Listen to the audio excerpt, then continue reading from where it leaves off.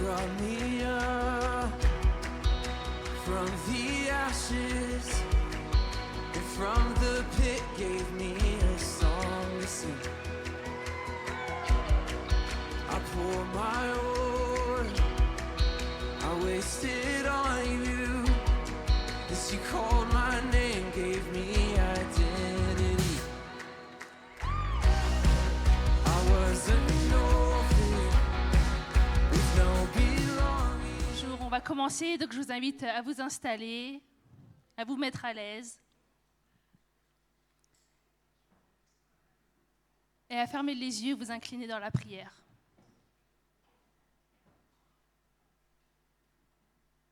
Merci Seigneur pour cette nouvelle semaine où tu nous permets de nous réunir dans ta maison.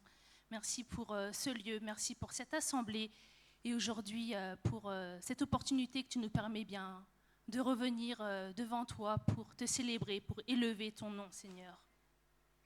Seigneur, ce midi c'est avec joie que nous voulons nous présenter devant toi et proclamer la grandeur de ton nom Seigneur. Nous te remettons ce temps de culte qui va suivre. Et c'est ainsi que nous prions ton Fils Jésus-Christ. Amen. Pour commencer, je vous invite à vous lever et que tous ensemble, nous puissions célébrer avec joie notre Seigneur. Car ce moment, c'est un moment pour lui, c'est un moment que nous dédions pour le célébrer. Frappons ensemble des mains pour acclamer notre Seigneur. C'est le temps de célébrer notre roi des rois.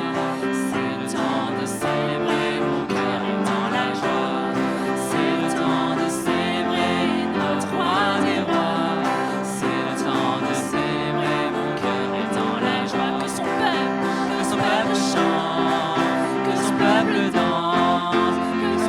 Chante ses louanges, que son peuple chante, que son peuple danse, que son peuple chante ses louanges. Proclamons Hosanna,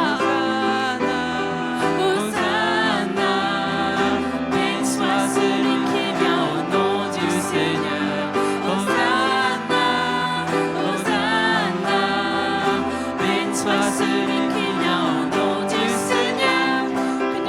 Tous ensemble reprendre ce chant, proclamer avec joie et le célébrer, car c'est le temps de célébrer notre Seigneur.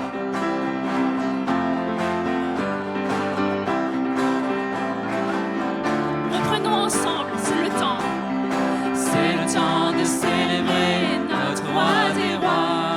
C'est le temps de célébrer, mon cœur est dans la joie.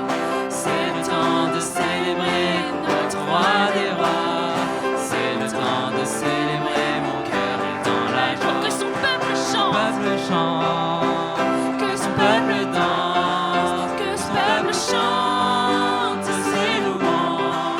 Que son peuple chante, que son peuple danse, que son peuple chante ses louanges. Hosanna, Hosanna, béni soit celui qui vient au nom du Seigneur.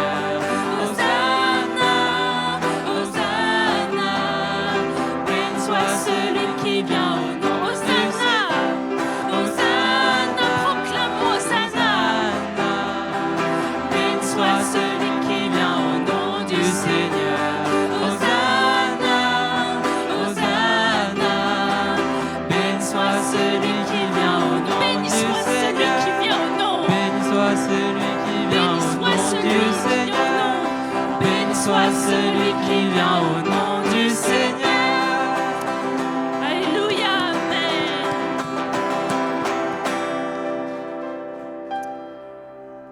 Continuons à élever son nom, car c'est le nom au-dessus de tout autre nom. Élevons son nom si merveilleux. Tu étais là dès la création.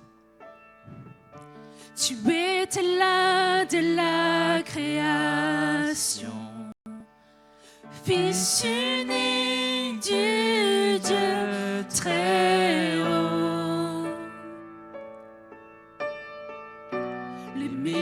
lumière de ta gloire révélée. En toi, Christ, notre Seigneur. Proclamons son nom Oh, merveilleux. ce nom est si merveilleux. Oh, ce nom est si merveilleux. Le nom de Jésus-Christ, mon roi. Oh, ce nom est si merveilleux. Sa beauté sans pareil. Oh, ce nom est si merveilleux. Le nom de Jésus.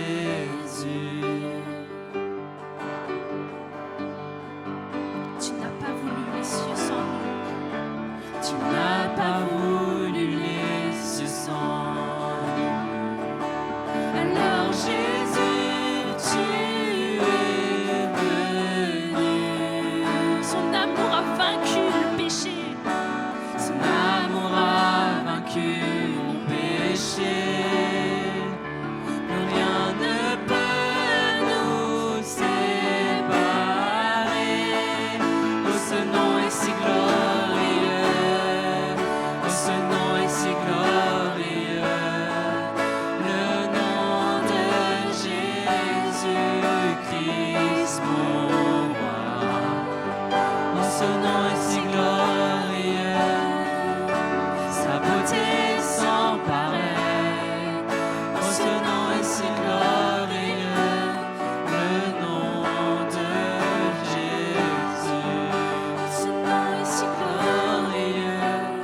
Le nom de Jésus.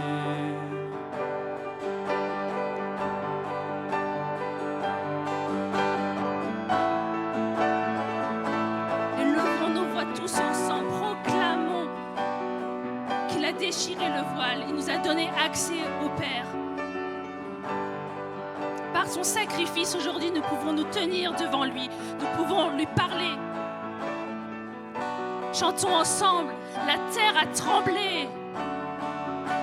La terre a tremblé, le voile s'est déchiré, désormant la mort et le péché. Les cieux chantent ta gloire, l'écho de ta victoire, car tu es le roi ressuscité.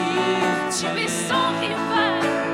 Tu es sans rival, tu es sans égal, Dieu du triomphe à tout jamais.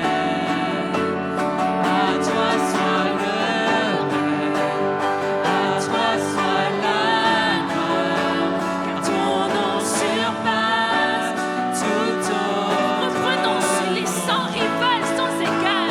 Tu es sans rival, tu es sans égal, Dieu du triomphe à tout jamais. Et à lui soit le règne et la À gloire. toi soit le règne, à toi soit la gloire, car ton nom surpasse tout autre nom. Oh, ce nom est victorieux, oh, ce nom est victorieux, le nom de Jésus-Christ, mon roi.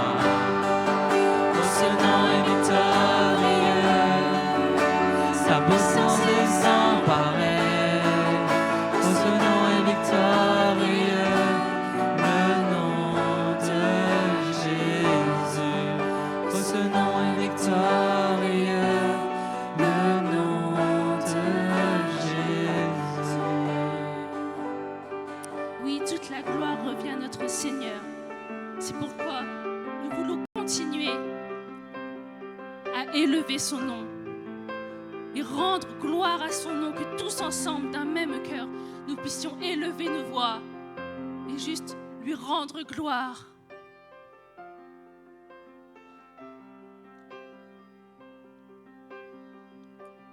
Oh, gloire au nom de notre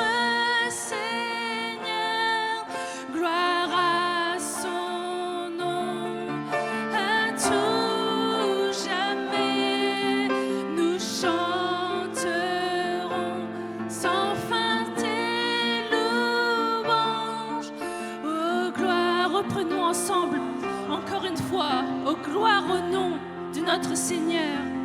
Oh gloire, Au nom de notre Seigneur. gloire à son nom à tout jamais. À son nom, à tout jamais, nous chanterons sans fin tes louanges.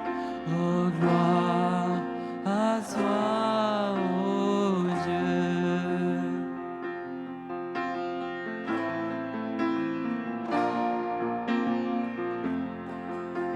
Quand je songe à la femme croix, quand Je songe à l'infâme croix où Jésus fut meurtri pour moi. Je vois ses mains, ses pieds percés, ses pieds percés, sauveur, mon bois sauveur, attaché. moi attaché.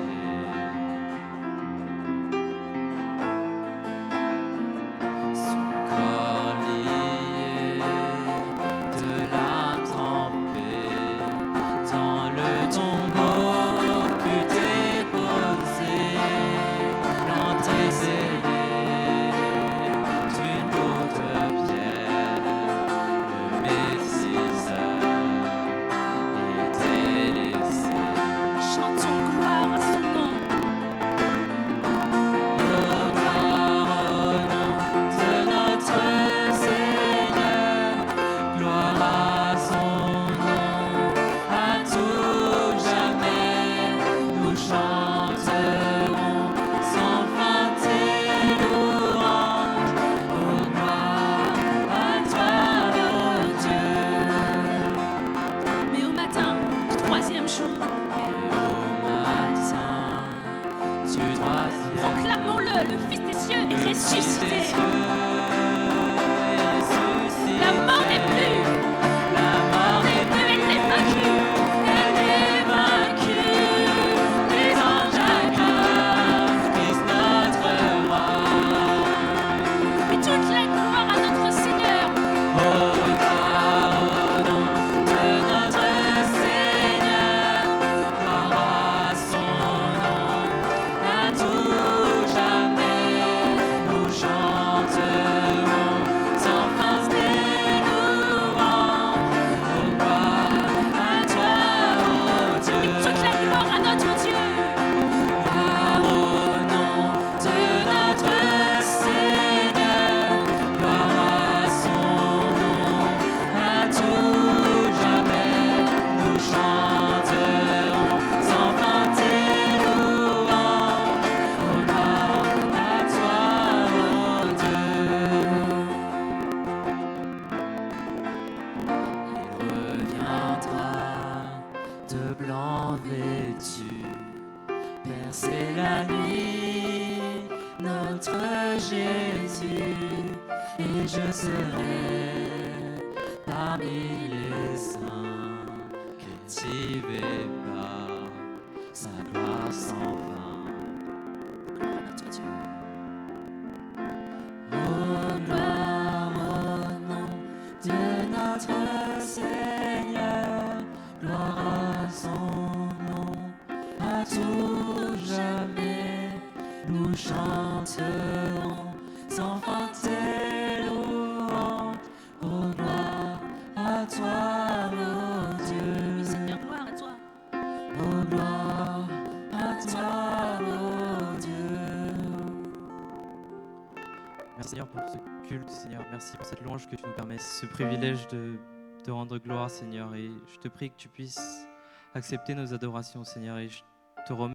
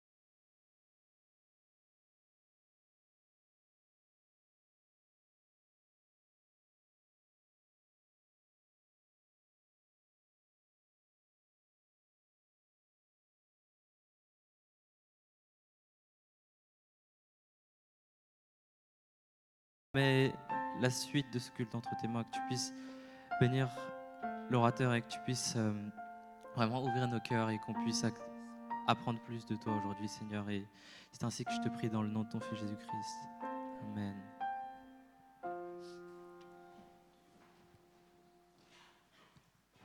Un, deux, un, deux. Bonjour à tous. Vous allez bien? Ouais, ça va, vous survivez toutes les petites grippes qui traînent et tout ça? Il y a beaucoup qui sont malades. Ça va, je vois les sourires, je vois les têtes en forme. Gloire à Dieu. On va passer à la parole de Dieu. Alors, on m'a demandé, non, le pasteur Kingston, c'est la semaine prochaine. Du coup, donc je sais qu'il est très attendu. Moi aussi, j'attends qu'il vienne un peu me soulager. En tout cas, je suis content qu'il vienne dès la semaine prochaine. Il sera là 2 semaines de suite. Et il y a un message aussi qui brûle sur son cœur, mais ça sera la semaine prochaine et le 6 qu'on aura la joie de le raccueillir parmi nous. Ça fait un bout de temps, comme vous savez aussi, leur église, par la grâce de Dieu, ont acquis un nouveau local. Donc les choses se passent très bien. Je pense qu'il nous en dira plus que moi-même. Donc voilà, c'était la raison de son absence, mais il sera là la semaine prochaine. On va finir la série aujourd'hui. On a commencé une série à 4 dimanches, les choses qui t'étouffent. Donc on a parlé de plusieurs choses, on a parlé des tueurs de destinée, on a parlé de la comparaison. La semaine dernière, on a parlé des relations aussi, les relations qui peuvent nous étouffer, empêcher finalement à ce que Dieu puisse continuer à œuvrer dans nos vies, de faire ce qu'il a envie de faire dans nos vies. Et puis, du coup, vu que la série s'est écourtée, en tout cas, j'ai prié pour savoir dans quelle direction aller aujourd'hui. On va parler de l'inquiétude aujourd'hui. On va parler de l'inquiétude, étouffée par l'inquiétude. Je vais prier, puis ensuite on va aller plus loin dans cette direction. Éternel, mon Dieu, merci. Parce que Seigneur, c'est une grâce d'être dans ta maison librement. Seigneur, c'est une grâce, Seigneur, d'être entre frères et sœurs et on veut te bénir, Seigneur, pour cela. Seigneur, alors que ta parole va être prêchée, Seigneur, je te prie, comme Jean-Baptiste, de diminuer et que tu puisses croître. Seigneur, ta parole, elle ne revient pas à toi sans avoir fait son effet. Donc, Seigneur, fais ce que toi seul sais faire encore aujourd'hui. Seigneur, peut-être certains sont emprunts, Seigneur, à l'inquiétude. C'est peut-être quelque chose qui empêche de les aller plus loin.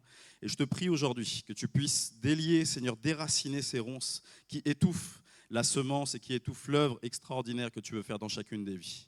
Seigneur, que tu rendes nos pensées captives à ton obéissance. On veut avoir les yeux fixés sur toi, à ce que tu veux nous communiquer, Seigneur, non seulement en tant qu'individu, mais aussi en tant qu'Église. Que ton nom soit glorifié, Père, et je t'ai prié dans le nom de Jésus. Amen et amen. L'inquiétude. Alors la définition du dictionnaire, moi je vais vous proposer après on va lire un texte en Matthieu 6. Si vous avez vos Bibles en papier, vous pouvez déjà ouvrir en Matthieu 6.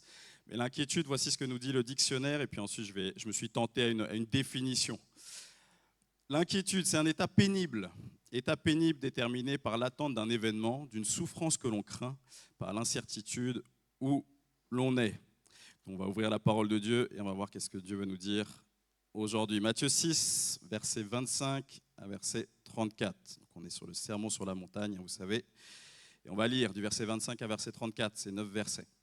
C'est pourquoi je vous dis, ne vous inquiétez pas en vous demandant qu'allons-nous manger ou boire, avec quoi allons-nous nous habiller. La vie ne vaut-elle pas bien plus que la nourriture? Et le corps vaut-il pas bien plus que les vêtements? Voyez ces oiseaux qui volent dans le ciel, ils ne sèment ni ne moissonnent, ils n'amassent pas de provisions dans des greniers, et votre Père céleste les nourrit. N'avez-vous pas bien plus de valeur qu'eux? Verset 27, d'ailleurs, qui de vous peut, à force d'inquiétude, prolonger son existence, ne serait-ce que quelques instants? Quant aux vêtements, pourquoi vous inquiétez à leur sujet? Observez les lys sauvages, ils poussent sans se fatiguer à tisser des vêtements. Pourtant, je vous l'assure, le roi Salomon lui-même, dans toute sa gloire, n'a jamais été aussi bien vêtu que l'un d'eux. Si Dieu habille ainsi cette petite plante des champs, qui est là aujourd'hui et qui demain sera jetée au feu, à plus forte raison ne vous vêtira-t-il pas vous-même? Ah, votre foi est bien petite. Verset 31, ne vous inquiétez donc pas et ne dites pas que mangerons-nous, ou que boirons-nous, ou avec quoi nous habillerons-nous. Toutes ces choses, les païens s'en préoccupent sans cesse. Mais votre Père qui est aux cieux sait de quoi vous avez besoin. Faites donc du royaume de Dieu, vous connaissez tous ce verset, et de ce qui est juste à ses yeux, votre préoccupation première, et toutes ces choses vous sont données en plus. Verset 34, ne vous inquiétez pas pour le lendemain se suffira de lui-même. Chaque jour suffit sa peine. Amen. Alors l'inquiétude, du coup, je ne suis pas un as de la synthèse, mais en tout cas, voici comment moi je la définirais.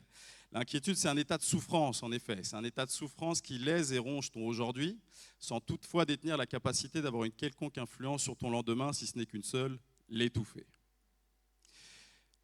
Sans toutefois détenir la capacité d'avoir une quelconque influence sur ton lendemain, si ce n'est qu'une seule, l'étouffer.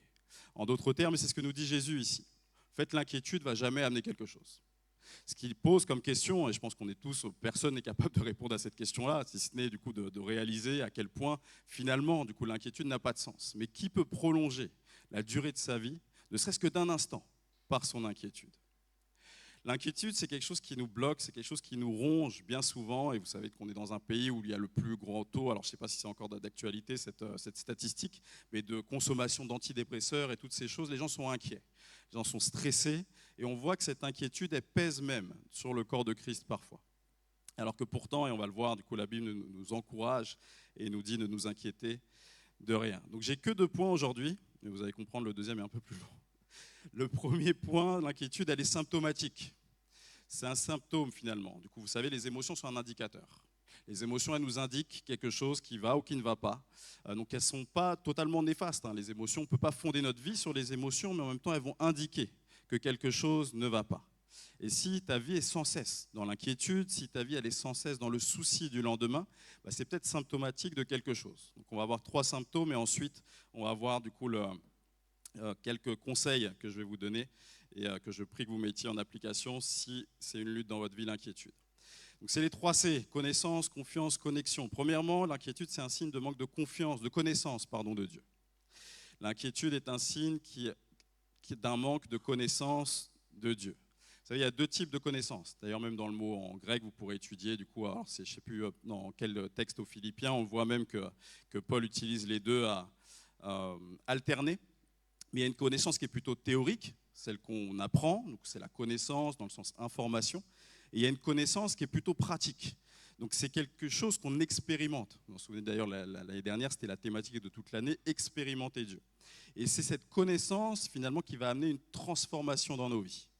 C'est une chose de savoir quelque chose dans la tête, mais une fois que ça descend au cœur et qu'on le met en pratique et qu'on découvre que cette réalité existe, et non seulement elle existe, mais elle va nous propulser, c'est là finalement que la connaissance a son sens. Et parfois on s'inquiète parce qu'on a du mal, on ne connaît pas si bien Dieu que ça. Psaume 37, verset 25, « Depuis ma jeunesse jusqu'à mon âge avancé, jamais je n'ai vu celui qui est juste être abandonné, ni ses descendants mendier leur pain. » Vous connaissez tous ce verset, mais ce que j'aime dans ce verset, c'est qu'on sent de l'expérience. On sent quelqu'un qui connaît Dieu véritablement, qui a vu au long des années cette réalité s'appliquer certainement à sa vie, mais aussi dans son entourage. Il a une connaissance non seulement pratique de Dieu qu'il a dû acquérir du coup dans son enfance, théorique je veux dire, mais il a une connaissance pratique. Je ne sais plus si j'ai utilisé déjà cette illustration ici. Il y a une expérience qui a été faite, je pense qu'il n'y en a pas qu'une, du coup avec des souris. Vous savez, les souris, elles ne savent pas hyper bien nager. Ce n'est pas un animal qui nage très longtemps. En théorie, la souris, au bout de 2 minutes, elle se noie, en moyenne. D'accord ? Donc on a pris un groupe de souris, et ce qu'on a fait, c'est qu'en prenant cette moyenne de 2 minutes, les hommes, des fois, on est horrible, mais après, normalement, ça sert à la science. On s'est dit, OK, elle se noie à 2 minutes, en fait, ce groupe-là de souris, on va les sortir à 1 minute 50.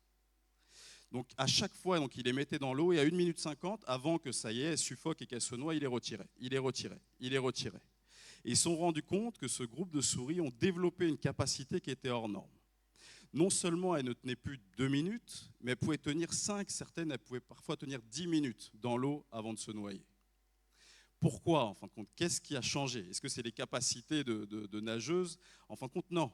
C'est parce qu'elles avaient compris, ce groupe de souris-là, que la main qui les avait sauvées une fois, elle interviendrait une 2e fois pour les sauver. Tout ça, finalement, qu'elles étaient non seulement plus inquiètes, mais capables de se transcender parce qu'elles savaient exactement que la main qui les avait tirées plusieurs fois de l'eau et empêché la noyade, elles connaissaient cette main-là. Donc elles étaient capables de tenir beaucoup plus longtemps, même 5 fois plus longtemps, parce qu'elles savaient que cette main qui avait agi dans le passé viendrait les libérer aujourd'hui.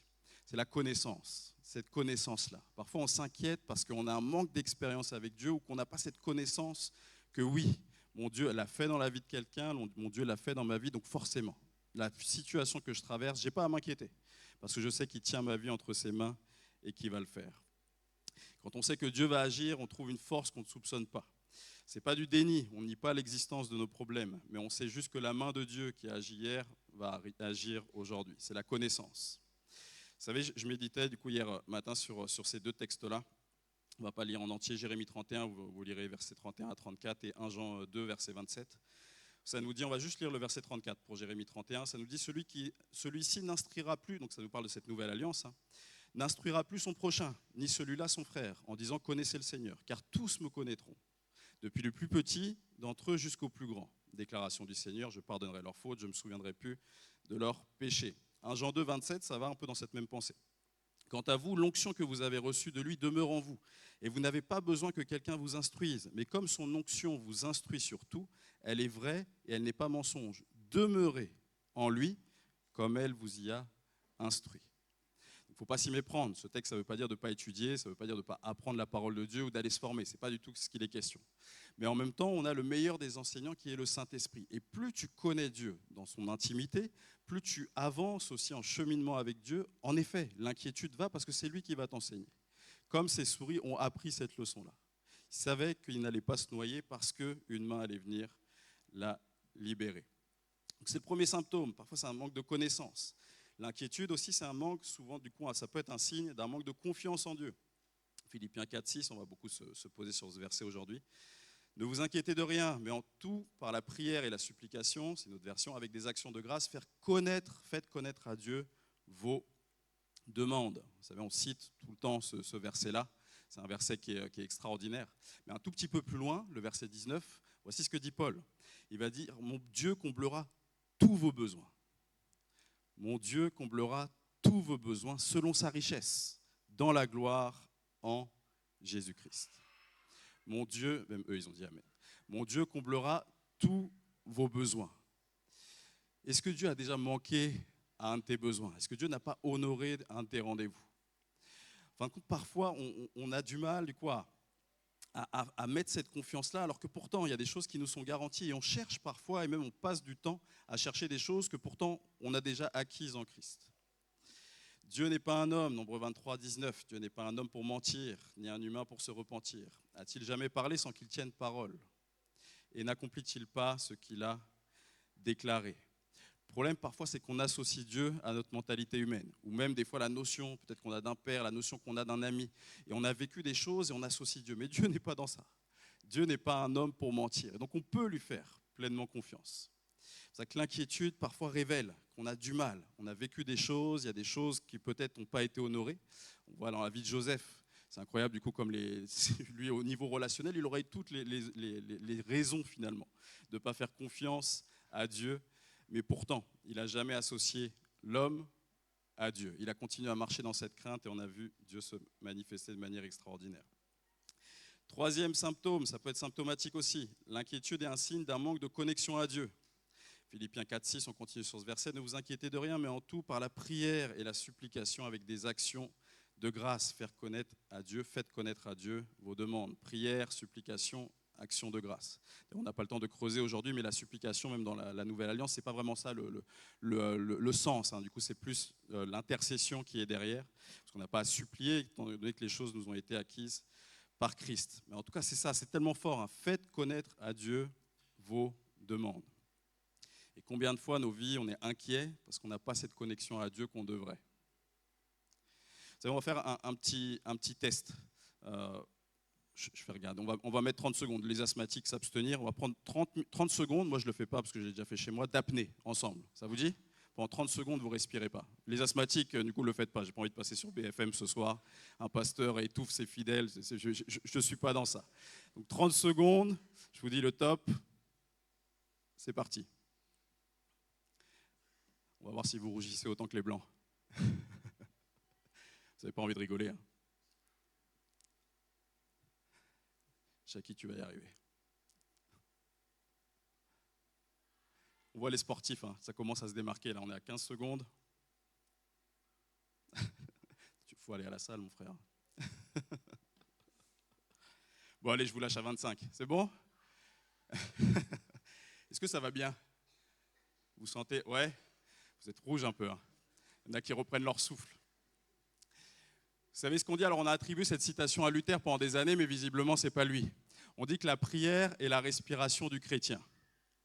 Parfois, spirituellement, voilà à quoi nos vies ressemblent. C'est pour ça que je ne l'ai pas fait, hein, du coup, parce que je n'aurais même pas pu finir mon message, certainement avec ces 30 secondes d'apnée.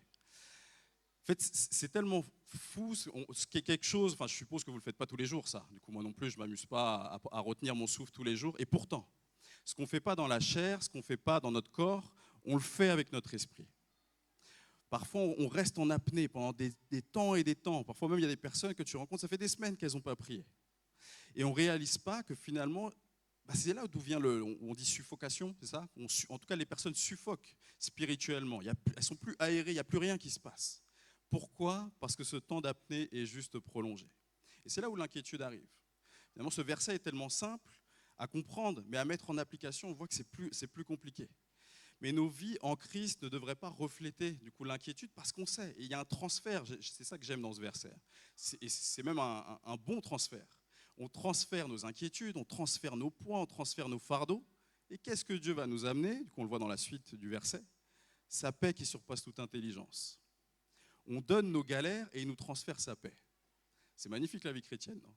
On donne, en fin de compte, par la prière, tout ce qui nous tracasse, tout ce qui nous pollue la pensée, tout ce qui nous inquiète finalement. C'est pour ça que l'apôtre Paul va dire ne vous inquiétez de rien. On lui donne tout ça au pied de la croix. Et ça se passe dans l'intimité avec Dieu, ça se passe dans la vie de prière. Et ce qu'on récolte dans ça, c'est la paix. Vous savez, c'est tellement important, du coup, on peut, du coup, c'est l'expression qu'on dit, j'ai donné ma vie à Christ en telle année, tel jour, etc. Et c'est profondément vrai, lorsqu'on se soumet à Dieu, lorsqu'on donne nos vies à Jésus, c'est un moment donné. Mais en même temps, vous savez, je lisais ça une fois sur un livre sur le renoncement, de porter sa croix. Mais de donner sa vie à Jésus, c'est aussi un acte qui est quotidien, c'est un renouvellement. Parce que si on est honnête, on donne notre vie à Jésus, mais parfois on en reprend un petit peu. On donne notre vie totalement lorsqu'on se convertit, lorsqu'on passe par les eaux du baptême. Il y en a qui sont passés par les eaux du baptême dernièrement. Et puis après, finalement, écoute, Seigneur, ça va plutôt bien dans cette ère-là. Donc les relations, je vais gérer moi. Puis on reprend la petite partie là. Puis la partie finance aussi, je vais gérer. T'inquiète pas, Seigneur, t'inquiète pas, je gère. Puis on reprend sphère par sphère de nos vies. Et c'est pour ça que l'inquiétude arrive. Parce que par nous-mêmes, c'est très compliqué. Par nous-mêmes, on ne peut pas gérer les choses. Et pourtant, on a cette garantie de tout avoir en lui, tout est par lui, en lui et pour lui. Et en plus de ça, que cette paix qui surpasse toute intelligence soit notre héritage. Parfois, on donne notre vie à Dieu, mais malheureusement, du coup, on peut reprendre certaines sphères. Et c'est pour ça qu'il faut s'abandonner. Et la vie, l'intimité avec Dieu, c'est ça. Ça, vous savez, alors je ne sais pas du coup vos habitudes de prière, je sais qu'il y en a le matin, c'est très compliqué de se lever. Mais en même temps, c'est un signe aussi à Dieu. En fait, je démarre ma journée, Seigneur, je ne veux pas vivre ma vie comme moi je veux finalement. Je m'abandonne à toi. Je donne les prémices de mon temps. Il y en a qui disent la dîme de leur temps. Et c'est tellement important. C'est tellement important. Vous savez, quand on a une intimité avec Christ, si on a une vie de prière, ça se sent. Il y a ce transfert qui est là. Il y a des personnes qui passent par des troubles qui sont hallucinants et pourtant on sent une espèce de paix surnaturelle qui les envahit. On sent cette intimité-là. Je décharge mes soucis, il me donne sa paix. Le renoncement, chaque jour. La vie de prière, c'est tellement important. Je vais vous saouler jusqu'à temps que ça le fasse, mais réellement, parfois nos vies sont tellement en apnée qu'évidemment, du coup on s'inquiète, on suffoque, on essaye de trouver des solutions à droite à gauche. Et ça ne donne pas de résultats. Donc voilà les 3 symptômes. Maintenant, je vais vous donner des conseils pratiques. Donc c'est vraiment des conseils de cœur à cœur. Vous notez ce que vous voulez. En tout cas, je crois profondément. Mettez-en en application quelques-uns et vous verrez. Si vous luttez avec l'inquiétude, ça va fortement baisser dans les prochaines semaines. Premier conseil, arrête de prendre la place de Dieu. Arrête de prendre la place de Dieu. Psaume 46, versets 11 à 12. Arrêtez et sachez que je suis Dieu. Je domine sur les nations, je domine sur la terre. Le Seigneur Yahweh, les armées est avec nous. Le Dieu de Jacob est pour nous une citadelle. Arrêtez et sachez que je suis Dieu.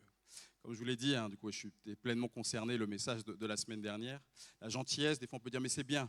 En fin de compte, ça cache souvent aussi du coup d'une forme d'orgueil. Mais c'est pareil, des fois en fin de compte, notre zèle et notre agitation peuvent aussi dégager une certaine forme d'orgueil. Vous savez, l'année dernière, j'ai tellement du coup médité sur ce passage avec Marthe et Marie. Mais parfois, en fait, nos vies peuvent ressembler à ça, à s'agiter pour rien. Pourtant, celle qui était, en tout cas dans cette situation-là, celle qui était au pied de Jésus, connaissait plus ses besoins.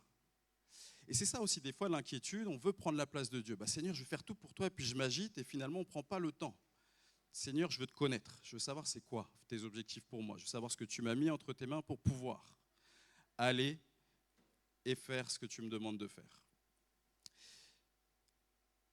Il y a tellement de stress qui peuvent être enlevés, hein. Du coup, le besoin de contrôle, parfois ça nous ronge et ça amène tellement d'inquiétude parce qu'on ne peut pas contrôler. Tandis que la Bible nous dit que sachez que je domine sur les nations, je domine sur la terre. Donc si vous n'êtes pas capable de faire autant, la réalité c'est mieux de s'abandonner à Dieu.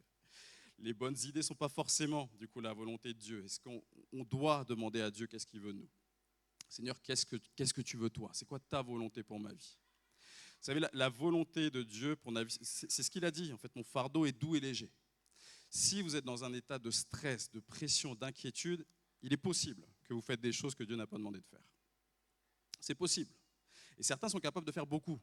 Et d'autres sont capables de faire moins. Vous savez, la parabole des dons et des talents, il y en a qui ont beaucoup, il y en a qui ont peu. Et chacun aura des comptes à rendre. Et ce n'est pas grave, en fin de compte, d'avoir peu de choses. Au contraire, il y a moins à faire fructifier. C'est ça que j'aime bien dans ça. Pas beaucoup de talent, du coup, il y a moins à faire fructifier. Mais c'est tellement important. Qu'est-ce que Dieu me demande de faire? C'est la clé aussi. L'inquiétude, le stress, ça vient des fois par le surplus. Le surplus des choses que Dieu n'a jamais demandées. Et pourtant, on les fait quand même. Deuxième conseil, réalise que ce n'est pas fini tant que Dieu ne l'a pas dit. Ça aussi, du coup, l'inquiétude, souvent c'est tellement, vient nous ronger parce qu'on croit que ça y est, le verdict est tombé, mais Dieu n'a pas dit son dernier mot. C'est en Marc 5, vous connaissez, hein, cette fille du chef de la synagogue qui était morte, du moins en tout cas c'est ce que tout le monde pensait. Ce que va dire du coup au verset 39, Jésus est hallucinant. Il entra dans la maison et dit pourquoi ce tumulte, pourquoi ces pleurs? L'enfant n'est pas morte, elle est seulement endormie. Mais on se moqua de lui. Vous savez, parfois on a l'impression que nos vies, la situation qu'on traverse, ça y est. Du coup, le gong a sonné. Alors que des fois, la situation est juste en suspens. Dieu déclare que la situation est d'or, qu'elle n'est pas morte. Et même si tout le monde peut se moquer autour, c'est ce qui se passait. En fait, tout le monde s'est moqué de lui quand il a dit ça. Et pourtant, vous savez, c'est le fameux texte où il va dire Talita Koumi, et la petite fille, du coup, s'est levée. Il y a des situations qui ne sont pas mortes, mais qui dorment. Tant que Dieu n'a pas dit son dernier mot, la partie, elle n'est pas terminée. Et c'est ça l'inquiétude. C'est ça l'inquiétude, c'est qu'on pense que ça y est. En fait, il y a eu tel verdict, il y a eu telle chose, je n'ai pas été pris à ci ou ça dans telle école, il y a tel verdict qui est tombé, et pourtant non. Pourtant non, en fait, Dieu n'a pas dit son dernier mot. Vous savez, Dieu est un expert en cas désespéré. C'est sa spécialité. J'étais avec des frères missionnaires, là, du coup, je ne sais plus quand c'était, du coup, un jour de semaine. Et c'était extraordinaire parce qu'il y en a deux, leur témoignage, alors ils le disent officiellement, donc je peux le citer. En fait, c'est assez différent, mais il y a eu une espèce de truc en commun. En fait, les deux étaient pris donc ça se passe pas en France, hein, du coup, dans des gangs et dans la drogue, surtout les gros consommateurs de drogue. Et puis à un moment donné, en fait, le premier qui s'est converti, il a fait une overdose. Donc il s'est retrouvé à l'hôpital et du coup, miraculeusement, il s'en est sorti. Le médecin, quand il l'a pris en charge, il a dit en fait, il faut que vous fassiez quelque chose, il faut que vous alliez dans cette église-là. C'est intéressant comme prescription médicale. Donc, il est parti là-bas, ils ont prié pour lui, totalement délivré. Aujourd'hui, du coup, il est missionnaire, il prêche du coup la parole de Dieu dans les rues, dans des tas de pays. Et le deuxième, du coup, m'a raconté son témoignage et il m'a raconté exactement la même chose. Il a dit, moi, en fin de compte, c'était une histoire un peu différente. Et puis à un moment donné aussi, pareil, je fais une overdose et je me retrouve dans cet hôpital et je me retrouve avec ce même médecin. Et ce médecin, quand je me réveille, il dit, allez dans cette église-là. Vous savez, même les médecins deviennent des évangélistes avec Jésus. En fait, les gars à l'hôpital à côté de cette église, donc il s'avère que c'est au Mexique, d'ailleurs venez à la prochaine Boost Conférence, vous les rencontrerez, du moins une partie de cette équipe-là. Enfin, compte, ils savent, on est limité, on ne sait pas en fait ce qu'on peut faire. Et c'est pour ça que dès qu'ils trouvent des personnes qui sont addictes, ils les envoient là-bas. Allez là-bas parce que eux, visiblement, ça marche. La situation n'est pas terminée tant que Dieu ne l'a pas dit. Du coup, peu importe les verdicts humains, on croit dans un Dieu qui dépasse. C'est incroyable, hein, ce médecin. Du coup, je pense qu'il ne le sait même pas que c'est un évangéliste de renommée. Mais en tout cas, grâce à ce médecin, je ne suis même pas sûr qu'il soit croyant. L'évangile est prêché partout. Troisièmement, cesse de focaliser sur tes problèmes. Cesse de focaliser sur tes problèmes. Ça, souvent, c'est ce que la société nous pousse à faire. Regardez nos problèmes, nos manquements, les choses de ci, de ça. Mais plus ta vie va tourner autour de ton nombril, plus tu vas t'inquiéter. C'est logique. En fait, on n'est pas créé pour ça. L'être humain, on n'est pas créé pour être auto-centré. Seulement quand on s'auto-centre, quand on focalise uniquement sur nos problèmes, et pourtant, du coup, on vient de le lire, du coup Matthieu 6, 33, on vient de lire cette portion des Écritures. On s'occupe des affaires de Dieu et Dieu s'occupe des nôtres. Il y a 10 conseils, donc on va avancer un petit peu. Quatrièmement, ne confonds plus tes besoins et tes envies.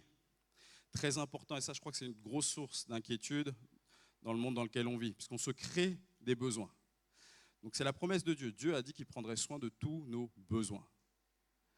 Tous nos besoins, c'est garanti. On sait que lorsqu'on lui donne notre vie, lorsqu'on est en Christ, ça y est, tous nos besoins, c'est acquis. Donc on n'a même plus à s'en inquiéter finalement. Il va prendre en charge tous nos besoins, mais pas toutes nos envies.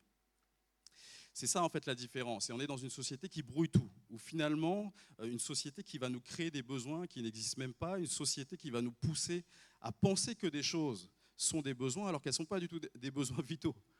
Et c'est ça le problème. Vous savez, j'étais en train de, quand je préparais ce message, je méditais, des fois j'aspire à l'église des actes, et acte 2, vous savez, les croyants, ils mettaient tout en commun, et ils répartissaient selon les besoins de chacun. Je me disais, franchement, c'était aujourd'hui, je pense que les apôtres, ils auraient pu galérer. Parce que les besoins qu'ils auraient vus sur la liste, en fait, pour telle famille, alors ils ont demandé 3 t-shirts Balenciaga, 2 trucs, je pense qu'ils auraient pété un câble, les gars. Ils auraient dit, écoutez, on va remettre les choses. En fait, on crée des besoins qui n'existent pas. Il suffit de se balader dans la rue, il suffit d'allumer la télé, il suffit même de regarder YouTube et pas avoir le compte premium. Je sais qu'il y en a qui l'ont, du coup, que Dieu vous bénisse. Et mais en tout cas, il y a 10 000 envies qui viennent à la seconde. On va nous susciter sur des choses. Alors, je ne sais pas pourquoi ils arrivent en plus toujours à taper juste. Tu as besoin d'un truc, d'un ordinateur ou autre, il va exactement Et ça crée des envies. On est dans une société en fait, qui crée des envies constamment. Et c'est pour ça qu'on est frustré, c'est pour ça qu'on est inquiet. Parce qu'on ne réalise pas, on a l'impression que Dieu, il manque à ses promesses, mais pas du tout. Il y a des choses où on s'invente des besoins. Ce ne sont pas des besoins, ce sont des envies. Donc c'est ça aussi qu'on doit se poser. Du coup, la question, c'est une question qui est fondamentale. De quoi on a réellement besoin? De quoi j'ai réellement besoin? Parce que ces besoins sont garantis, mais les envies ne sont pas garanties. Ça ne veut pas dire que Dieu ne peut pas nous bénir dans cette sphère-là aussi, mais en tout cas, elles n'ont pas cette garantie qu'ont nos besoins. 5e conseil, cesse de confesser de ta bouche le contraire de tes prières. Ça crée de l'inquiétude. De confesser de ta bouche le contraire de tes prières. Parfois, il y en a, tu pries pour quelque chose, mais tu vas confesser des choses de ta bouche qui sont contraires à ce que tu pries. Tu pries peut-être pour un mari ou pour une femme, puis tu vas dire, oh, je ne sais pas, du coup, cette année, non. Confesse et déclare de ta bouche la chose et elle arrivera. Dis qu'on lui prépare, d'ailleurs, il y a des places là, du coup, les hommes, ils peuvent venir encore à l'église, ou les femmes d'ailleurs. Mais vous voyez, du coup, c'est ce qu'on fait constamment. Parfois, on prie pour quelque chose, et même sorti du temps de prière, on va confesser de nos bouches certaines inquiétudes par rapport à ces choses-là. Mais le dossier, il est classé, c'est ça la réalité de Philippiens 4. On a mis nos besoins, en fin de compte, on a fait notre requête à Dieu, et ça y est, on sait que la chose est prise en main et pas dans n'importe quelle main. Et c'est tellement important.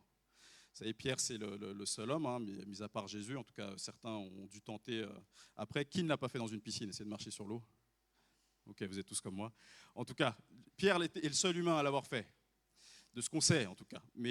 Et on voit que lorsqu'il marche sur l'eau et qu'il tend vers Jésus, tout va bien. Mais quand il a regardé à l'extérieur, quand il a vu la tempête, quand il a vu que ses pieds n'étaient pas sur quelque chose de dur, en fait, il a commencé à paniquer. C'est ça qu'il a dit. Il a dit, Seigneur, sauve-moi. Vous savez, parfois on prie pour des choses, on déclare des choses, on fait un pas de foi pour ces choses-là. Et c'est important de ne pas confesser le contraire de ce qu'on a prié. Ça, c'est une grosse source d'inquiétude.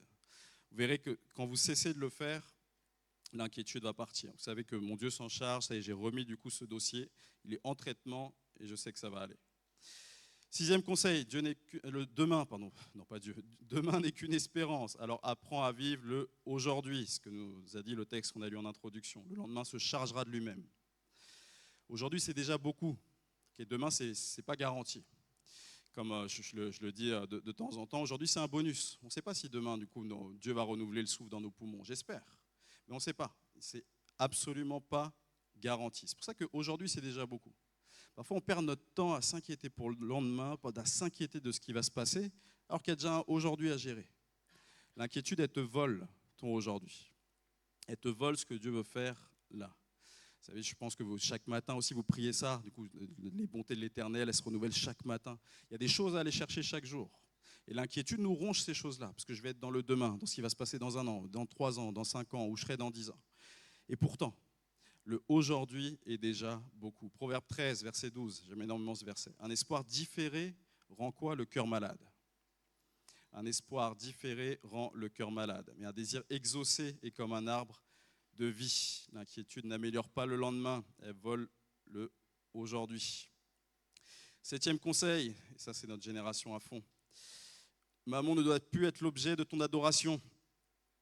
Ok, maman, c'est la divinité qui se cache derrière l'argent. Donc l'argent n'est pas un problème, mais par contre la Bible nous dit que l'amour de l'argent est la racine de tous les maux. Et c'est une idole qui, vous savez, une idole par définition, c'est ce qui remplace Dieu, ce qui va détrôner Dieu. En fait, qu'est-ce qui est l'objet de mes pensées, de la direction de ma vie, de là où j'investis, de là où je mets mon énergie, mon temps, mon cœur? Toutes ces choses, la réponse à ces choses va me donner la réponse si j'ai une idole ou pas. Et dans notre génération, on nous pousse à ça. On nous pousse. Il faut faire de l'argent, il faut être confortable, il faut ci, il faut ça, il faut ci, il faut ça. Et ça peut prendre la place de Dieu. Proverbe 11, on va rester dans les proverbes, 24-26. Tel donne libéralement et ses richesses s'accroissent. Ce verset, il m'a toujours perturbé, mais il y a tellement de vérités qui sont creusées là-dedans. Tel autre épargne à l'excès se trouve dans la pauvreté. Qui répond à la bénédiction connaîtra l'abondance, qui donne à boire aux autres sera lui-même désaltéré. Le peuple maudit l'accapareur qui retient son blé, mais celui qui le vend sans différer obtient la bénédiction. Alors je ne sais plus du coup d'où vient ce principe, mais en tout cas c'est un principe qu'on enseigne tout le temps dans les cours de leadership ou même dans les églises. Mais il y a une réalité biblique de gagner tout ce qu'on peut, d'épargner tout ce qu'on peut et de donner tout ce qu'on peut. Donc l'épargne n'est pas mauvaise en soi. Seulement, la manne est pourrie. Vous avez tous lu du coup la Bible, vous savez que la manne, si elle n'était pas consommée le jour, le lendemain, elle était pourrie. Et ce qui épargne à l'excès, une des vérités du moins qui se passe derrière, c'est que ça marque aussi l'inquiétude. Ça marque un manque de foi. En fait, je suis obligé de devancer Dieu. Quand j'épargne à l'excès, quelque part, le message que j'envoie à Dieu, c'est « je ne sais pas si tu vas prendre soin de mon lendemain, donc je vais anticiper ». Ça veut dire de ne pas épargner du tout, comme je vous l'ai dit, du coup. Gagne tout ce que tu peux, épargne tout ce que tu peux, donne tout ce que tu peux. C'est les 3 principes bibliques. Mais en même temps, de tout épargner, ça laisse aussi un message et ça renvoie à quelque chose. C'est qu'on ne réalise plus que c'est Dieu qui donne. On ne réalise plus que c'est Dieu qui donne. Alors il y a des périodes aussi, okay, c'est de prendre avec nuance, il y a des périodes, on voit même que Joseph a reçu du coup, une révélation de Dieu pour épargner, pour avoir du coup, pendant les 7 années de famine. Mais en même temps, c'est la réalité du coup, qu'on doit réaliser. En fait, lorsqu'on épargne à l'excès, lorsqu'on ne donne pas aussi la part à Dieu qui lui est due, on n'épargne rien aussi dans notre compte céleste quelque part. Donc, c'est une image, allez pas dire que je prêche sur des choses qui n'existent pas. Et puis surtout, notre aujourd'hui, il va être toujours volé par la peur du manque. Je vais être baladé par l'inquiétude. Il faut que j'amasse, parce que j'ai peur du lendemain. C'est ça le message. Celui qui épargne à l'excès a peur du lendemain. Vous savez, moi, je me suis tellement inquiété du coup, dans des périodes de ma vie pour les finances, et je me suis rendu compte, je suis arrivé à la conclusion d'à quel point c'est ridicule. Vous savez, si on est des enfants de Dieu, la Bible nous dit que notre Père Céleste, donc Dieu, l'or et l'argent lui appartiennent. On s'inquiète de quoi en vrai? À un moment donné, en fait, j'ai réalisé, je dis mais c'est ridicule en fait de s'inquiéter pour des choses non seulement qui nous sont acquises, et surtout notre Père, c'est pas n'importe qui. Je fais la recherche pendant que je préparais ce message. Vous savez combien il y a d'argent sur la planète en total qui circule? 80,9 trillions de dollars. Donc un trillion, c'est 1000 milliards. Donc ça donne 1 million, 2 millions, je crois. Du coup, vous me corrigerez, ce ne serait pas vrai. Le plus vieux, le plus riche, c'est du coup là, c'est depuis août, puisqu'il a été détrôné. Donc c'est Elon Musk. Donc, le 14 août 2024, il est l'homme le plus riche du monde. Il a 205 milliards de dollars. Mais c'est un petit en vrai. C'est la réalité quand on réalise quel Dieu on a. Vous savez, parfois on est dans une perspective humaine et on regarde ça. Mais la réalité, en fin de compte, c'est un petit en fait. Elon Musk, c'est un petit à côté de Dieu. Tu réalises que ton Père a tout. L'or et l'argent lui appartiennent. Tous tes besoins, et peu importe si tu as besoin du coup, de choses qui sont immensément chères, mais tu sais que ce n'est pas un problème. C'est pour ça qu'il faut réaliser du coup, que parfois on court après des choses qui sont futiles. Et c'est ce que le monde nous pousse à nous prosterner devant maman. Quelqu'un a dit un jour, du coup, un rappeur qui est décédé, il a dit « plus d'argent, plus de problèmes ». C'était en anglais, je vous épargne mon accent défectueux, en tout cas. Mais en fait, c'est tellement important de réaliser, même on a des fausses logiques. Moi, j'ai grandi dans un foyer comme ça, c'est pour ça que je me bats contre ça. Parfois, on a des fausses logiques aussi, mais je me bats pour que mes enfants manquent de rien. Et c'est tellement faux. Parce qu'ils manquent de rien financièrement, mais en réalité, à côté, ils manquent d'affection, ils manquent d'éducation, ils manquent de la présence de leur père, ils manquent de tout. voyez, on a des fausses logiques. Je fais ça pour qu'il manque de rien. Mais la réalité, c'est un mensonge de l'ennemi qui nous fait esclaves de cette divinité qui est Mammon. Et on ne réalise pas qu'à côté, évidemment qu'il y a du manque. Et je sais de quoi je parle. J'ai entendu toute mon enfance, toute ma vie, en fait. Mais oui, mais je fais ça pour que vous manquiez de rien. Et le cœur est bon. C'est là où c'est insidieux. C'est qu'on a l'impression qu'on le fait pour la famille. On a l'impression, finalement, que c'est la bonne voie à suivre. Et pourtant, on passe totalement à côté. On passe totalement à côté. Puis on remplace Dieu aussi quelque part. On a l'impression que c'est nous qui pourvoyons. Donc l'homme a un rôle de pourvoyeur, mais en même temps, c'est important de réaliser que c'est Dieu qui donne. 8e conseil, je vais essayer d'aller vite sur les trois suivants. Et je reviens dessus, je vais revenir dessus encore, je vais vous saouler du coup jusqu'à que les réunions de prière soient blindées.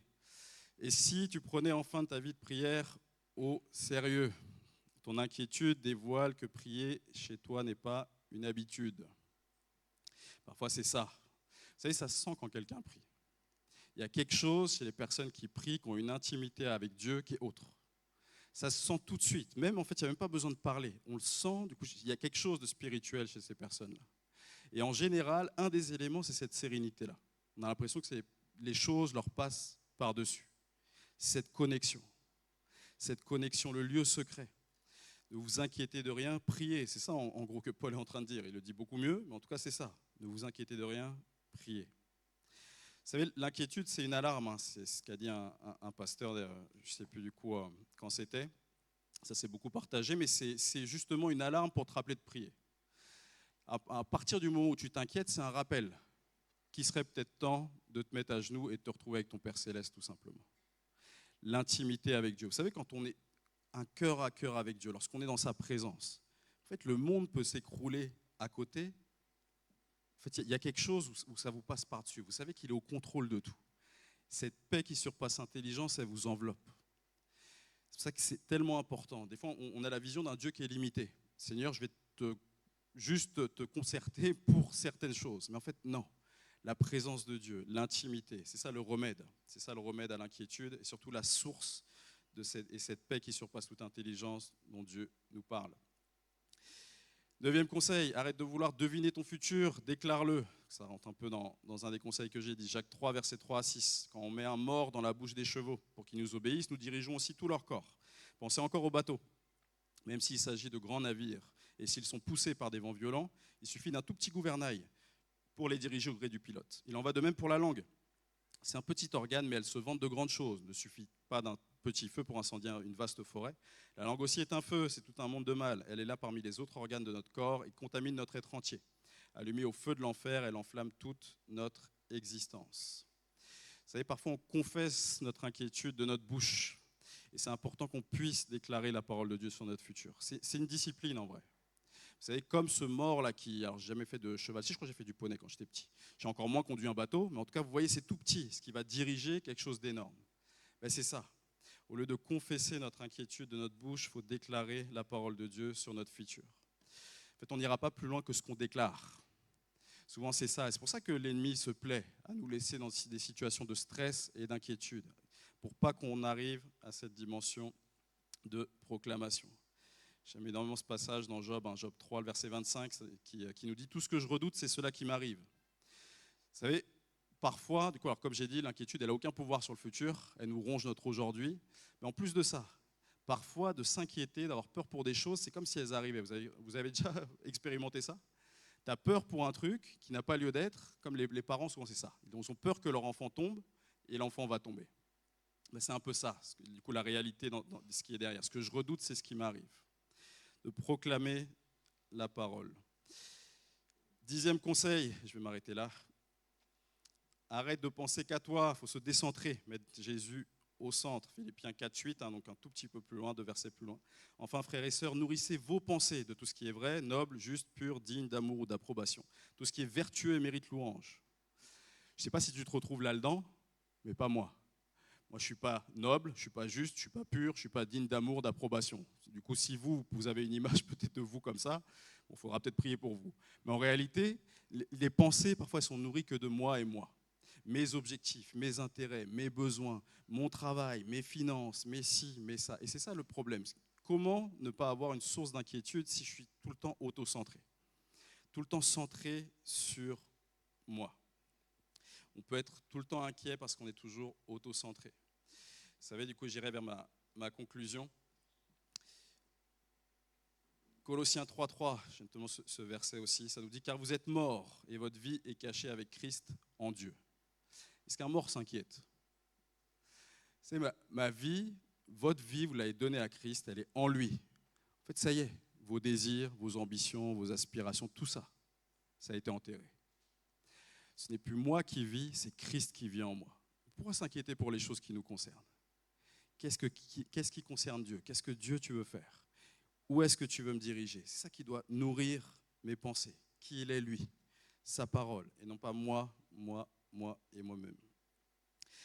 Le remède face à l'inquiétude, c'est de ne pas reprendre ce qu'on a nous-mêmes donné, à savoir nos vies. On a donné nos vies à Jésus, et tant qu'on la reprendra, on s'inquiétera. Ne pas reprendre ce qu'on a donné à Dieu. Ésaïe 41, verset 10, c'est ma conclusion, et je vais prier après. N'aie pas peur, car je suis avec toi. Ne jette pas des regards inquiets, car je suis ton Dieu. Je te rends fort, je viens à ton secours. Je te soutiens de ma main droite, victorieuse. On va prier ensemble. Éternel, mon Dieu, merci. Seigneur, tu es l'alpha et l'oméga. Seigneur, tu es le début et la fin. Seigneur, la Bible déclare que tout est en toi, par toi et pour toi. Seigneur, alors qu'on clôture cette série, des choses qui nous étouffent, des ronces qui empêchent la semence de lever et de porter, Seigneur, les fruits qu'elle doit porter dans nos vies. Seigneur, que toutes ces choses soient arrachées de la vie de tes enfants. Seigneur, que ce soit l'inquiétude, que ce soit les relations qui sont toxiques, que ce soit les tueurs de destinée, que ce soit la comparaison ou d'autres choses qu'on n'a pas pu aborder. Seigneur, il y a tellement de ronces qui viennent étouffer notre vie spirituelle. Et Seigneur, on croit que dans ce mois de septembre, tu as agi et que tu as déracines, Seigneur, toutes les ronces. Aide-nous aussi à rentrer dans cette dynamique de garder, Seigneur mon Dieu, comme tu nous dis, de garder nos cœurs plus que toute autre chose. Seigneur, on veut garder, Seigneur, le terrain de nos cœurs fertiles. Seigneur, ne permets pas à ce que d'autres ronces viennent. Ne permets pas à ce que les oiseaux du ciel qui viennent pour ronger, Seigneur, et manger la semence, qu'ils soient chassés, Seigneur, dans le nom de Jésus. Ne permets pas aussi que ça lève sur un cœur qui est pierreux et que ça brûle bien vite. Seigneur, je crois, Seigneur mon Dieu, et je veux voir, Seigneur, que toutes les terres, Seigneur mon Dieu, sur lesquelles tu vas poser ta parole cette année, vont être des terres fertiles dans lesquelles tu vas pouvoir ancrer, croître et faire porter de nombreux fruits. Seigneur, il y a tellement de choses qui nous étouffent dans notre vie. Et Seigneur, c'est ces choses-là qu'on est venu te remettre, Seigneur, au pied de la croix pour pouvoir marcher. Léger, parce que tu nous l'as dit, venez à moi, mon fardeau est doux et léger. La vie avec toi ne doit pas être lourde, ne doit pas être sous le stress, l'inquiétude, le poids de tellement de choses. Seigneur, tu nous as rendus libres. Et Seigneur, aide-nous à saisir cette liberté pour pouvoir devenir tes serviteurs et aller à ta poursuite. Seigneur, celui qui a besoin, Seigneur, encourage-le. Celui qui a besoin, Seigneur mon Dieu, de voir des ronces s'arracher, arrache-les, Seigneur, dès maintenant dans le nom de Jésus. Et Seigneur, que ton œuvre puisse se faire dans la vie de tes enfants et dans la vie de ton Église encore cette année. Dans le nom de Jésus. Amen. Amen. Avant les annonces, ils sont là. On va faire quelque chose qu'on fait de temps en temps. De temps en temps, j'espère qu'on va le faire un jour beaucoup. D'ailleurs, mardi, j'étais en prière, du coup, en voiture pour venir ici. En fait, il n'y a plus de mariage ici ou c'est comment ? En fait, j'étais en train de me dire, mais il n'y a rien en fait à l'horizon. Donc bref, on va commencer à prêcher sur ça. Mais en tout cas, aujourd'hui, on va bénir du coup et prier pour un enfant, à savoir l'enfant Basile. Je vais demander aux parents, du coup, David et Edwige, de venir. Vous savez, alors...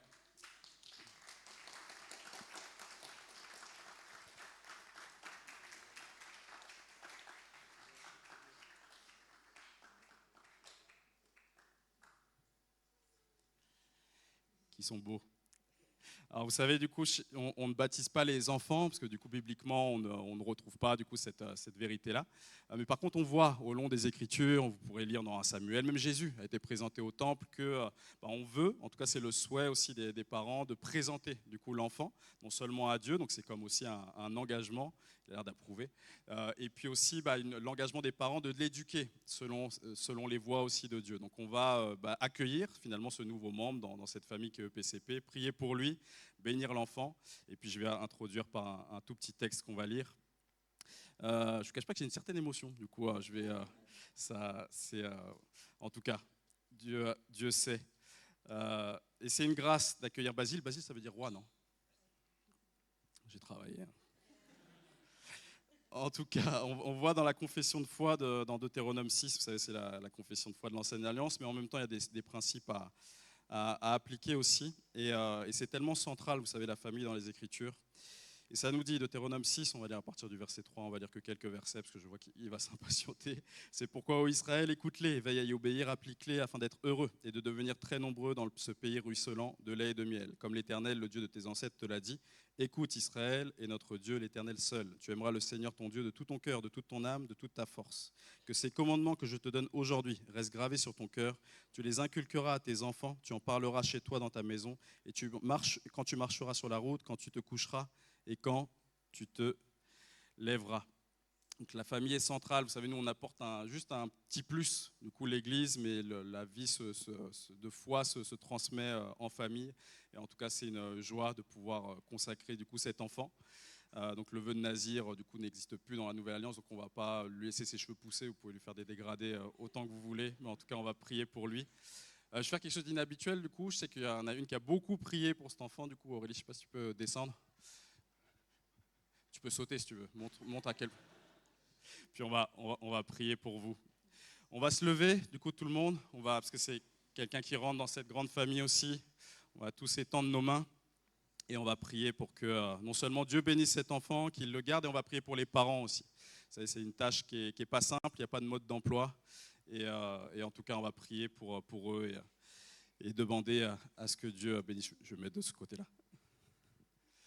Éternel, mon Dieu, merci, Seigneur, parce que, Seigneur, c'est une bénédiction. Seigneur, tu dis que les enfants, les fils sont comme des flèches dans un carquois. Et Seigneur, je veux te bénir, Seigneur, mon Dieu, pour cet enfant que tu as donné à ce foyer. Seigneur, merci, Seigneur, mon Dieu, parce que derrière lui, il y a tout un tas de promesses. Et Seigneur, j'aime, Seigneur, la signification de son nom. On sait que bibliquement, ça a toute son importance. Et Seigneur, tu dis dans la Bible que tu as fait de nous une communauté de rois prêtres. Et Seigneur, je te prie que cet ADN royal, Seigneur, soit toujours celle qui le reflète, qui puisse être le sel de la terre, la lumière du monde. Seigneur, qui puisse être éduqué, Seigneur, selon tes voies dès son plus jeune âge. Seigneur, merci, Seigneur, mon Dieu, parce qu'on l'accueille, Seigneur, dans cette famille. Et comme on le dit aussi communément, parfois il faut tout un village pour éduquer un enfant. Et Seigneur, on veut être aussi des Aaron et des Our, Seigneur, pour les parents. Seigneur, priez pour l'enfant et priez aussi pour eux. Seigneur, on sait que c'est une grande responsabilité. Seigneur, on est des intendants de ce que tu nous donnes et cette grande bénédiction qui tienne entre leurs mains. Seigneur, c'est toi qui leur as confié. Et Seigneur, on veut prier, Seigneur, non seulement pour la protection de l'enfant. Seigneur, on veut te prier pour sa bénédiction. On veut prier pour la faveur aussi. Seigneur, que tu puisses le localiser et jamais, Seigneur, le lâcher. Qu'il y ait toujours une empreinte, Seigneur, particulière, Seigneur, dans sa vie. Seigneur, on voit, Seigneur, même que Jean-Baptiste, dans le sein de sa mère, il a tressailli de joie lorsqu'il a été au contact du Messie. Et Seigneur, je crois que dès le plus jeune âge, les enfants peuvent t'expérimenter, te ressentir, te croître aussi dans tes voies. Et Seigneur, je te prie que ça soit un exemple, Seigneur, parce que c'est aussi le droit d'aînesse qui est sur lui. Seigneur, c'est l'aîné d'une fratrie, Seigneur, qui va être grande. Et Seigneur, on le déclare en ton nom. Et Seigneur, donne-lui d'être un modèle, Seigneur, en tout. Seigneur, qu'il puisse grandir, Seigneur, en stature, en force, en sagesse, devant Dieu et devant les hommes. Seigneur, merci aussi de bénir ses parents, Seigneur, de leur faire du bien, Seigneur, de leur accorder, Seigneur, mon Dieu, du repos, de leur donner aussi la sagesse et le discernement. Seigneur, chaque enfant est particulier, aucun enfant se ressemble, et Seigneur, que tu puisses les aider à accomplir, Seigneur, également aussi cette parole, Seigneur, que tout le monde, dans toute occasion, Seigneur, qu'il soit en chemin, qu'il soit avant de se coucher, peu importe, qu'il sème toujours la parole dans son cœur, parce que la parole nous dit que lorsqu'on éduque l'enfant selon tes voies, quand il grandira, il ne s'en détournera pas. Seigneur, bénis, Seigneur, cet enfant, bénis cette famille, que tu puisses élargir leur cordage encore et encore. Seigneur, qu'il puisse être, Seigneur, le reflet, Seigneur, de ta gloire, de ta lumière, le reflet, Seigneur, mon Dieu, de qui tu es, du sel de la terre, Seigneur, mon Dieu. Seigneur, dans les moments difficiles, encourage-les. Seigneur, dans les moments de victoire, Seigneur, permets qu'ils soient une source d'encouragement. Seigneur, permets qu'ils se déversent aussi dans la vie, Seigneur, de jeunes qui sont ici présents. Seigneur, il y a besoin, Seigneur, mon Dieu, de ces modèles. Il y a besoin, Seigneur, mon Dieu, de ces références, Seigneur, sur lesquelles s'appuyer. Et merci, Seigneur, pour qui ils sont. Merci pour ce que tu es en train de faire aussi dans cette famille. Et Seigneur, je crois, Seigneur, mon Dieu, que tu vas agir au-delà de ce qu'ils peuvent penser et imaginer. Bénis-les, Seigneur, abondamment et que ton nom soit glorifié dans leur vie encore et encore, dans le nom de Jésus. Amen. Seigneur, je veux te remercier, Jésus, parce que tu es un Dieu, Seigneur, mon Dieu, qui réalise toujours, Seigneur, mon Dieu, des choses au-delà même de ce qu'on peut penser, imaginer ou même croire. Seigneur, je te bénis pour la vie de Basile, Seigneur mon Dieu, parce que, Seigneur mon Dieu, c'est toi, Seigneur mon Dieu, qui mets la splendeur au lieu des cendres, Jésus. Et Seigneur, alors qu'on est en train de prier pour Basile, Seigneur mon Dieu, je te prie pour la vie, Seigneur mon Dieu, des couples, Seigneur mon Dieu, qui peut-être même en silence, Seigneur mon Dieu, aspirent à avoir un enfant. Seigneur, je te prie que ta bénédiction, Seigneur mon Dieu, elle coule, Seigneur mon Dieu, sur leur vie, Seigneur mon Dieu, comme elle a coulé, comme elle est en train de couler dans la vie d'Edwige, Seigneur mon Dieu, et David. Seigneur mon Dieu, je te prie pour la vie de Basile, Seigneur mon Dieu. Je te prie, Seigneur mon Dieu, pour cet enfant, Seigneur mon Dieu, que tu as permis, Seigneur mon Dieu, dans cette famille, Seigneur. Je te prie, Seigneur, de donner la force, Seigneur mon Dieu, la sagesse et tout l'amour qu'il faut, Seigneur mon Dieu, à ses parents, Seigneur mon Dieu, pour l'aimer comme toi, Seigneur mon Dieu, tu sais aimer, Seigneur mon Dieu, pour l'accompagner comme toi, Seigneur mon Dieu, tu sais nous accompagner, Seigneur mon Dieu. Seigneur mon Dieu, pour l'éduquer selon tes voies, Jésus. Seigneur, merci Jésus pour ce que tu fais, Seigneur, et merci parce que lorsqu'un malheureux crie, l'Éternel entend, Seigneur mon Dieu. Et Seigneur, tu nous bénis toujours au-delà de ce qu'on peut même penser, imaginer ou croire. Seigneur, merci Jésus parce que, Seigneur, alors qu'on a prié pour cet enfant, Seigneur mon Dieu, on le voit là, Seigneur mon Dieu, et il est encore plus beau, Seigneur mon Dieu, que ce qu'on aurait pensé, imaginé ou même cru. Alors béni soit ton nom pour la vie de Basile, Père, que ton nom soit élevé, mon Dieu. Amen.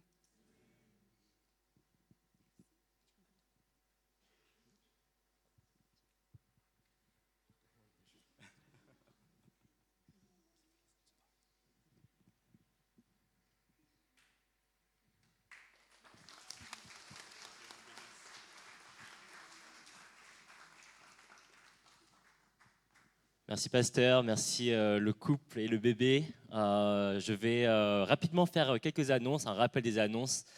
Tout d'abord, mardi, à l'église, nous avons notre séance bimensuelle de la lecture de la parole, de la connaissance et comment comprendre la Bible.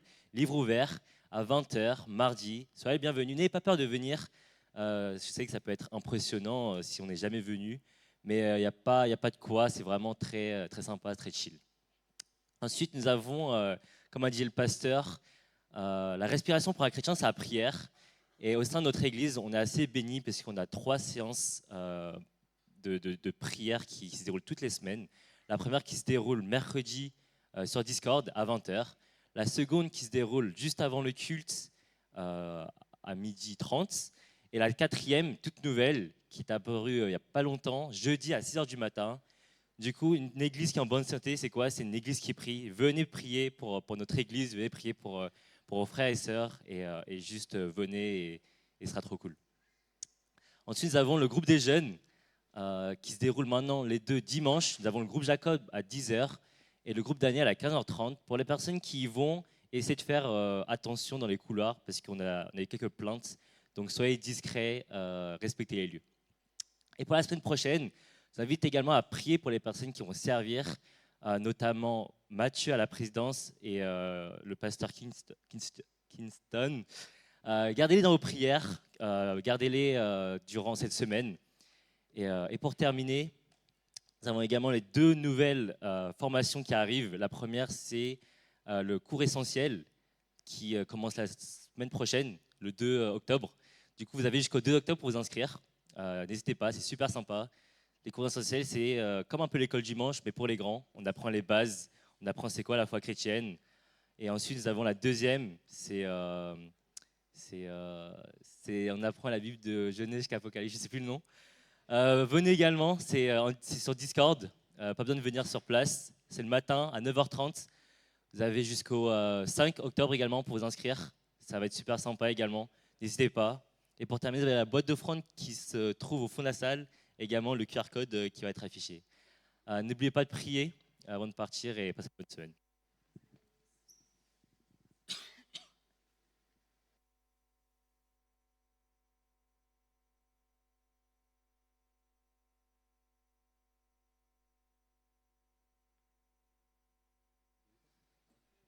Ouais, ok. On a une petite surprise aussi. Vous avez vu que Noël il approche, mais il est encore loin.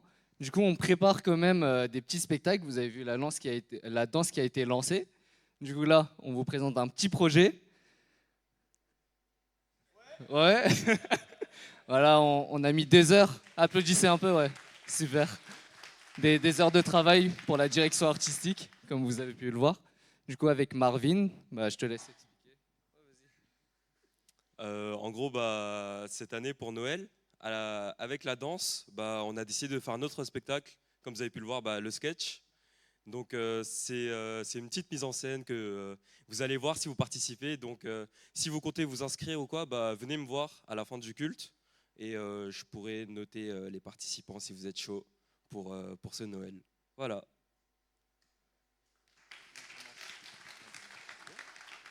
Bon dimanche à tout le monde.